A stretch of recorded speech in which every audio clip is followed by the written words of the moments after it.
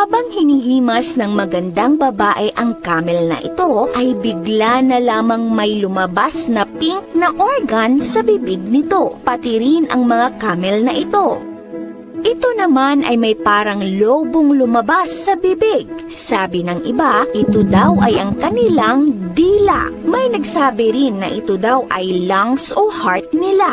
Hindi po. Ang totoo, ito ay tinatawag na dula. Isang inflatable sack na unique sa mga lalaking camel. Inilalabas nila ito para maka-attract ng babaeng camel. Mas malaking dula, mas attractive daw ang isang lalaking camel. Pero alam mo ba kung ano ang nasa loob ng bibig ng mga camel? Ang gilid nito ay puno ng tila mga tinik na tinatawag na papilli. Para itong plastic. Dahil dito ay kaya nitong kumain ng mga matitinik na halaman tulad ng cactus. Imagine ang hahaba ng tinik nito pero walang hirap na nginuya ito ng camel. Kahit nga daw nasa 6 inches ang haba ng mga tinik ng cactus ay kaya pa rin itong kainin ng camel. Pinoprotektahan ng papilli ang bibig ng camel sa mga scratches. Nagkokontrol din ito sa pagkain para makapasok sa lalamunan ng naka-vertical at hindi matusok ang lalamunan nito. Pero ang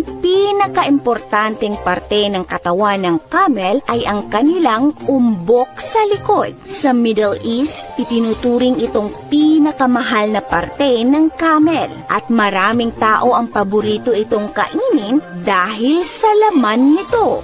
So delicious and low fat. Amazing. Merong dalawang species ng camel. Ang Arabian camel o dromedaries ay meron lamang isang hump o umbok sa likod. Ang Bactrian camel naman ay merong dalawang umbok.